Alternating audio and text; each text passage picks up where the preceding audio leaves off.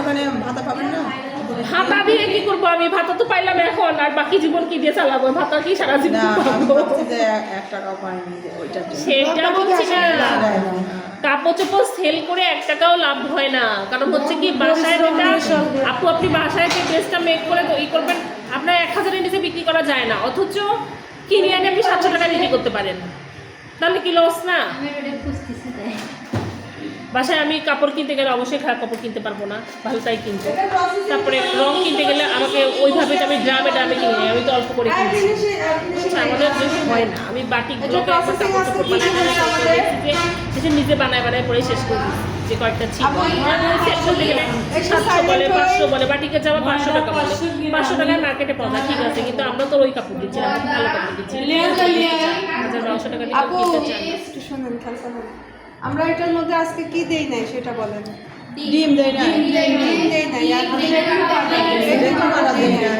Bread ইম্প্রুভারটা যদি আপনি 3-4 দিনের মধ্যে করতে চান দিবেন, নাহলে দরকার নাই।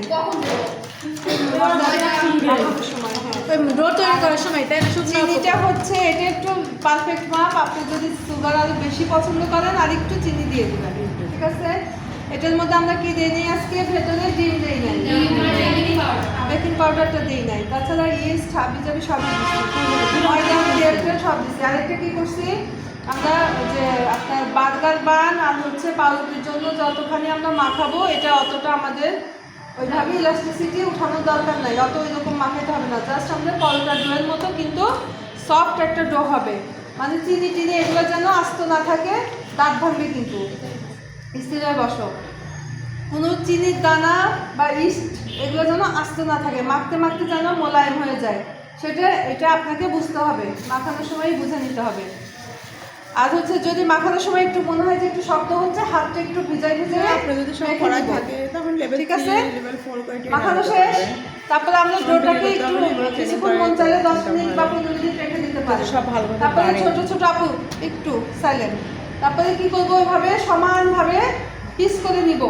সমানভাবে পিস করার পরে সেটা প্রত্যেকটা গোল গোল করবো, করে তারপরে কি করব, লেয়ার করবো।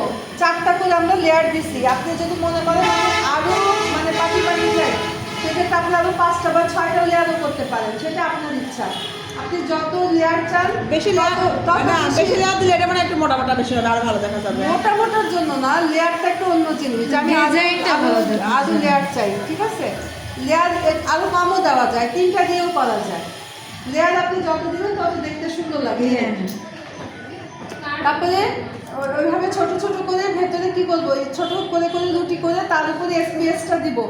এসপিএসটা দিয়ে, এসপিএস মানে কি বাটার, আর হচ্ছে আমরা কি করছি, বাটার মিক্স করে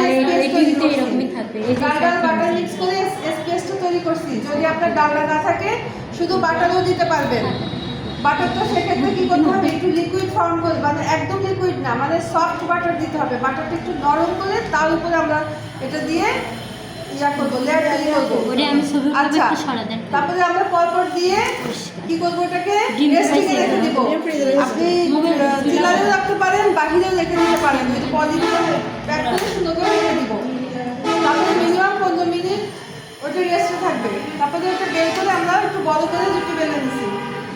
এখন এটা আমরা আজকে গোল করে শেপ করে কাটছি, 4 কোনা শেপ করেও কাটা যায়।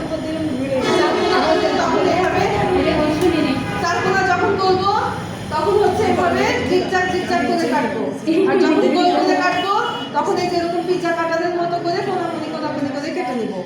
আচ্ছা, আর এটা হচ্ছে 2 পাশে আপনার সাইজের ব্যাপার, যেটা আপনি যদি মনে করেন আর একটু বড় করবেন, আপনি কতটুকু আপনার খরচ যাচ্ছে সেই খরচটা হিসাব করে ওটাতে আপনার কত পিস হলে আপনার বিজনেসের প্রফিট হবে সেটা তো আপনি বুঝবেন না, যে আমি আমার 500 গ্রাম আটায় কত পিস বানাইলে আমার হচ্ছে এই কারেন্টের খরচটা দিয়ে আমার টোটাল খরচটা আসবে।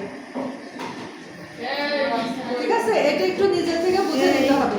প্রথমবার বললেন হয়তো যদি একটু লসই হয়, এর জন্য অতই কম দাম দেওয়ার দরকার নেই। আপনি যখন একটা প্রোডাক্ট পারফেক্ট বানাতে পারবেন, আমার প্রোডাক্টের উপর আমার যদি আস্থা থাকে, আমি কেন শুধু কম দামে সেল করতে চাই, তাই না? বরং কনফিডেন্টের সাথে বলবেন যে আপনি একবার অর্ডার দেন, আপু যদি ভালো না লাগে নেক্সট টাইম আর দিয়েন না, কিন্তু আমার প্রোডাক্টের প্রাইস আমি এর কম রাখতে পারবো। এভাবে একটু সুন্দর করে পোলাইটভাবে কাস্টমারকে হ্যান্ডেল করতে হবে। কিন্তু বিক্রির জন্য আমরা অনেক সময় কী করি, যে ঠিক আছে 20 টাকা কমই দিক তাও নিক, এই কাজটা করবেন না। এটা হয় কি জানেন, বাজার নষ্ট হয়ে যায়, মার্কেটটা নষ্ট করা হয়, আর কিছু করা হয় না। ঠিক আছে, তারপরে ওইভাবে করে এইভাবে আমরা রোল করবো। ভেতরে আমরা কি দিতে পারি, মোরব্বা ফিলিংটা দিতে পারি, মানে মোরব্বা, তারপরে কিসমিস, এগুলোর একটা ফিলিং দিতে পারি, অথবা একটু আর যদি কিছু না থাকে আপনি কিছু না দিলেও কোনো সমস্যা নাই, অথবা একটু চকলেট দিতে পারেন, হোয়াইট চকলেটও দিতে পারেন। ধরলাম ওইটা আমরা ভ্যানিলা ধরলাম, এটা চকলেট ধরলাম, কথার কথা, ওটার মধ্যে হোয়াইট চকলেটও দিতে পারতাম। এটার ভিতরে আমরা চকলেট দিচ্ছি, আর উপরে লেয়ারটা এটা কীভাবে করছি, একটা রুটির মধ্যে আমরা কোকো পাউডারটা মিক্স করছি। কোকো পাউডারটা যখন মিক্স করবেন তখন আবার হাতটা একটু ভিজাই দিয়ে মিক্স করবেন, কারণ কোকো পাউডারটা তো শুকনো থাকে, ওটার মধ্যে একটু পানি না দিলে এটার সঙ্গে মিশবে না। ঠিক আছে, মিক্স করে নিয়ে তারপরে প্রথম লেয়ারে আমরা চকলেটটা দিছি, তার উপর আমরা বাকি লেয়ারগুলো দিছি। ওই উপরের পিঠে এই কালারটা আসছে, যে জন্য এই ডিজাইনটা তৈরি হয়েছে। ঠিক আছে, তারপরে এটাকে বানানোর পরে আমরা 15-20 মিনিট বা আধা ঘন্টা রেখে দিব। এখন তো আমাদের সময় নাই, সেজন্য আমরা বেকিংয়ে চলে গেছি। মিনিমাম আধা ঘন্টা রেখে দিতে হবে, আধা ঘন্টা বা 40 মিনিট সময় দিয়ে, কারণ এটা কিন্তু আমরা ফার্স্ট প্রুফিংয়ে দিই নাই, অর্থাৎ আমাদের এটা একবারই প্রুফিংয়ে যাবে।